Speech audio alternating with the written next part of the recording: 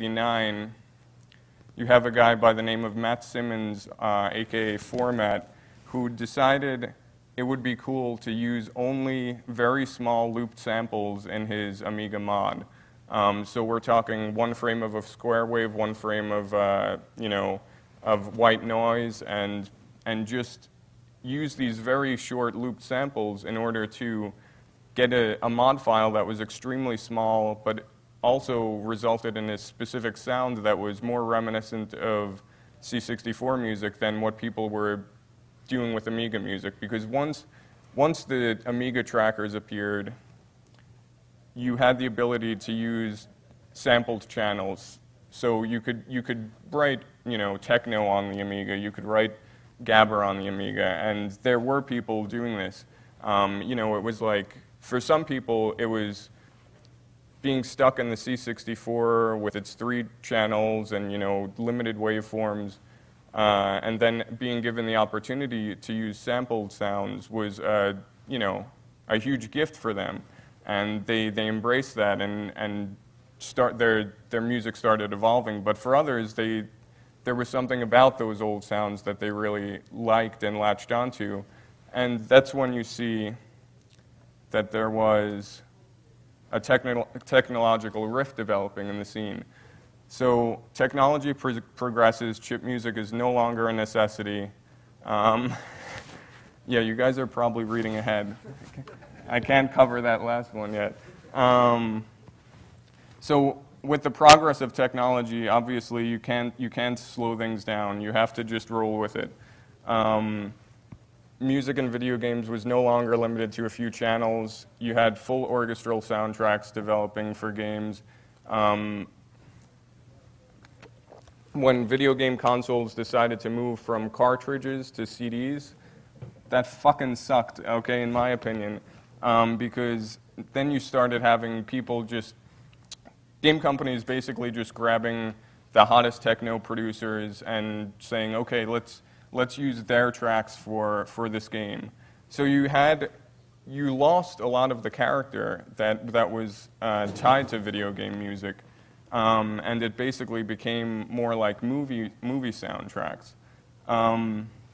Whether that's a good or a bad thing, I guess it depends on the game. Final Fantasy, okay, maybe the orchestral soundtrack works better, but I still say, like, my favorite Final Fantasy is like on the Super Nintendo, which was, it wasn't quite chiptune, but it was still sort of that characteristic video game sound. So once you have this progress of technology and computers becoming better, and the transition to the PC from Commodores, Amigas, and Ataris, where on those platforms your hardware was basically the same, no matter who you were. If you had an Amiga, you had this hardware to a more or less degree. And if you had a C64, you had this hardware. That constant was very important in the early demo scene because it basically tied you to the limitations of that platform, and you had to do the most you could with those limitations. But once you get the PC and its expandable options, not everyone has the exact same setup, and what am I trying to say? The transition went from doing the most with the hardware you have and breaking the limitations to more of an emphasis on design. So that's when demos sort of changed from showing off how many polygons you could get on the screen or something like that, or to how cool can I make this fly-through look. And I think that for me, the demos lost a lot of their appeal at that point because I was most interested in seeing those technological limitations being broken and seeing people brag about, oh, look at how many metaballs I have on screen right now and things like that.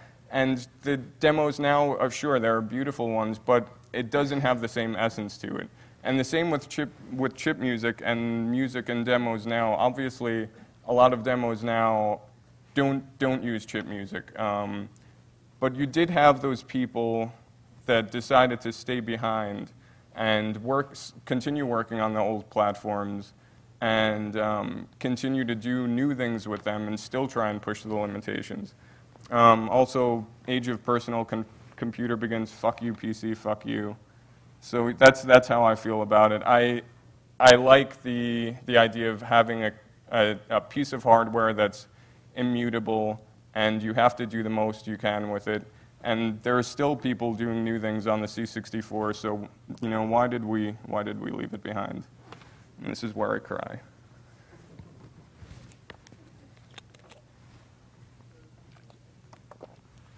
But chip music survived anyway because of those people, I guess, like me, who decide to hold on to the past as a conscious choice. And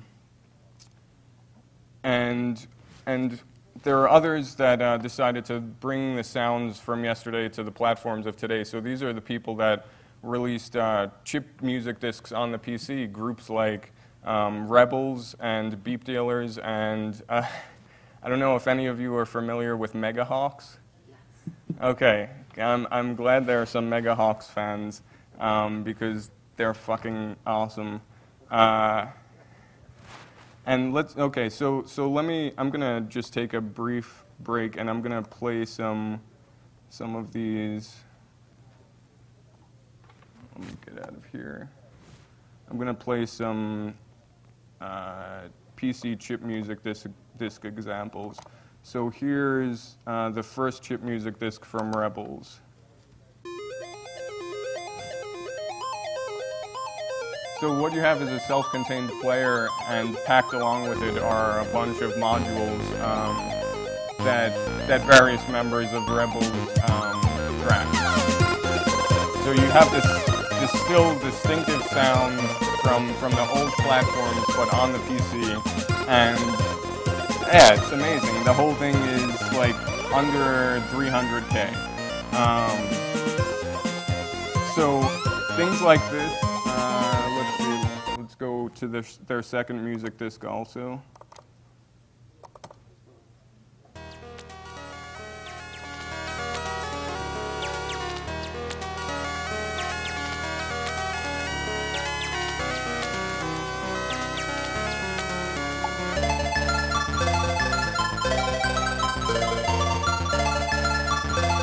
So you hear that they were sticking with those old sounds, and they were making a conscious decision that we don't really want to use samples in our songs. We don't want to use high-quality samples in our songs. We want to stay with those short loop samples and emulate the sounds that we were hearing, you know, as we grew up going through the demo scene and making chip music. And then let's see, this is a more recent example is Beep Dealers. This is a Swedish music group who unfortunately never, they were supposed to release a second disc and it still hasn't been released, but maybe one day we'll see it. But this was a really promising first music disc. And in the center you'll see this is actually an animation that was recorded on a Game Boy camera. So even the graphics are sort of tied to that low-res aesthetic. And this is a track by Zabutom, who's in my opinion one of the best PC trackers around, probably.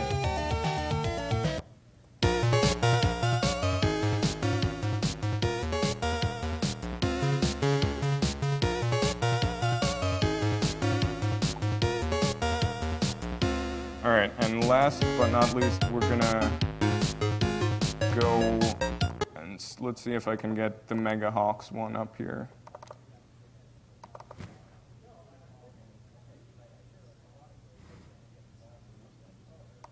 I'm gonna have to switch to one monitor. Hold on one second. I'm disabling a second monitor just for this music disc. That's how good it is.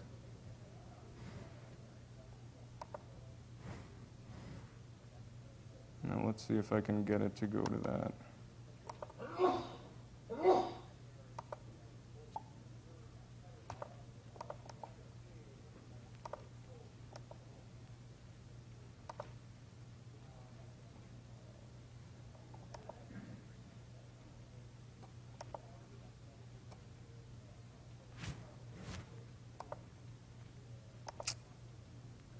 might not be able to get it on the screen, but all right, let me just play one of these tracks for you guys.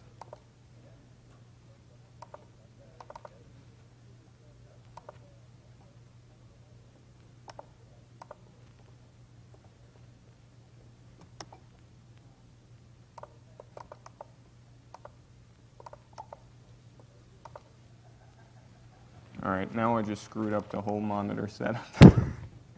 All right, 1 second. Sorry, some technical difficulties.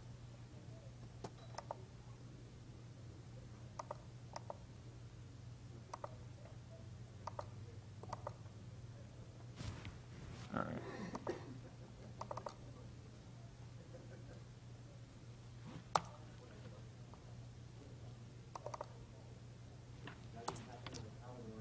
Megahawks do not want to play. Let's see. All right, I'm going to try and play one of the mods, my favorite one from this music disc. And you're right, it wouldn't happen with a Commodore because of this fucking PC. So let me see if I can play one of these in XM Play instead.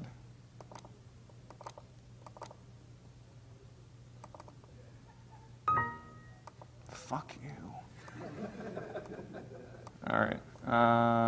Yeah, let's go. All right.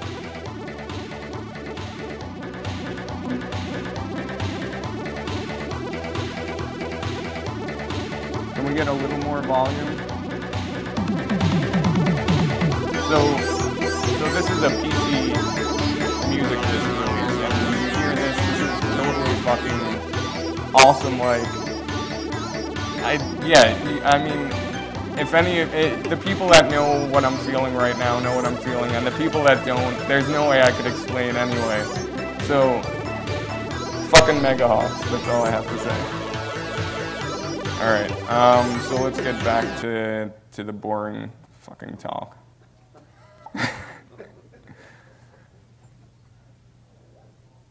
Oh shit, now I forgot I screwed up the monitors. Let's see if I can get it working again.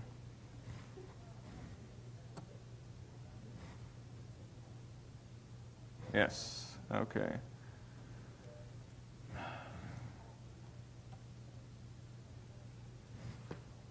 Okay.